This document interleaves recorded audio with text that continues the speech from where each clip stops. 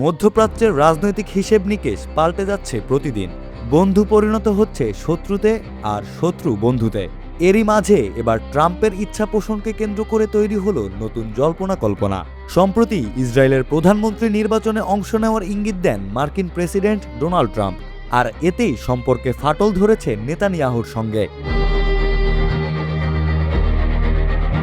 এদিকে ঘরোয়া রাজনীতিতে বেশ চাপেই আছেন নেতানিয়াহু। নিজ দেশে জনপ্রিয়তা হারিয়ে ক্ষমতা হারানোর দোরগোড়ায় তিনি। মধ্যপ্রাচ্যে দীর্ঘ যুদ্ধের ফলে নিরাপত্তাহীনতায় ভুগছেন অনেক ইসরায়েলি, আর এই যুদ্ধের জন্য নেতানিয়াহুকেই দায়ী করেন তারা। ইরানকে ঘিরে উত্তেজনা আর কূটনৈতিক চাপের মাঝেই এই বিস্ফোরক মন্তব্য করলেন যুক্তরাষ্ট্রের প্রেসিডেন্ট ডোনাল্ড ট্রাম্প। তিনি দাবি করেন ইসরায়েলে তার জনপ্রিয়তা অত্যন্ত বেশি। চাইলে তিনি ইসরায়েলের প্রধানমন্ত্রী নির্বাচনেও অংশ নিতে পারেন। যদিও কোন প্রেক্ষাপটে তিনি এই মন্তব্য করেছেন সেটি পরিষ্কার নয়। বুধবার যুক্তরাষ্ট্র কোস্টগার্ড একাডেমির সমাবর্তনের আগে সাংবাদিকদের সঙ্গে কথা বলেন ডোনাল্ড ট্রাম্প।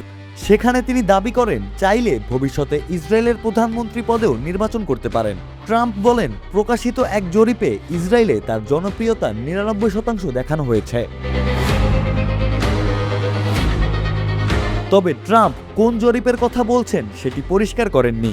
হোয়াইট হাউসও এ বিষয়ে তাৎক্ষণিক কোনো মন্তব্য দেয়নি।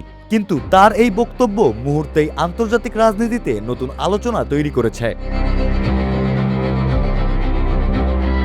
বর্তমানে ইসরায়েলের প্রধানমন্ত্রী বেনিয়ামিন নেতানিয়াহু।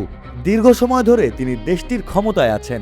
ইরানকে ঘিরে চলমান সংঘাতে ট্রাম্প বরাবরই নেতানিয়াহুর কট্টর সমর্থক হিসেবে পরিচিত।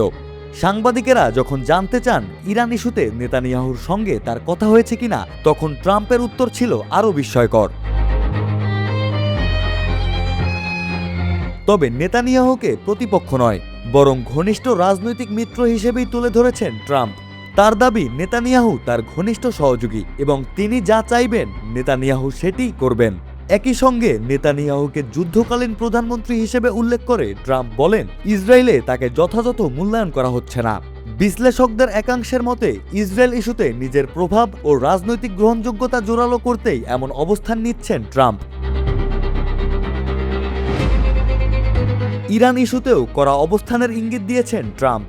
তিনি সতর্ক করে বলেন, প্রয়োজন হলে তেহরানের বিরুদ্ধে আরও বড় সামরিক পদক্ষেপ নেওয়া হতে পারে। তবে একই সঙ্গে তিনি জানিয়েছেন ইরানের সঙ্গে সম্ভাব্য সমঝোতার পথ পুরোপুরি বন্ধ করতে চান না, কারণ তার ভাষায় চলমান সংঘাতে আরও প্রাণহানি তিনি দেখতে চান না।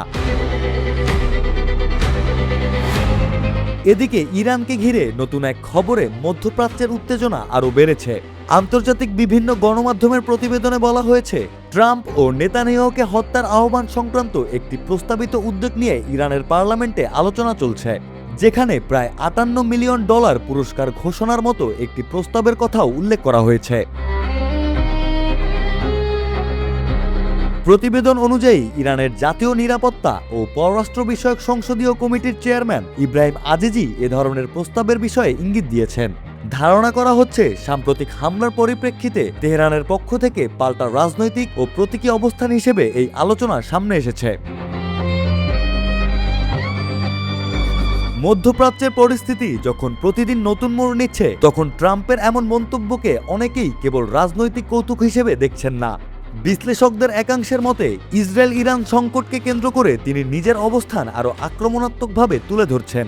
তাদের দাবি, এ ধরনের বক্তব্য বৈশ্বিক রাজনীতিতে নতুন করে উত্তেজনা ও অনিশ্চয়তা বাড়াতে পারে।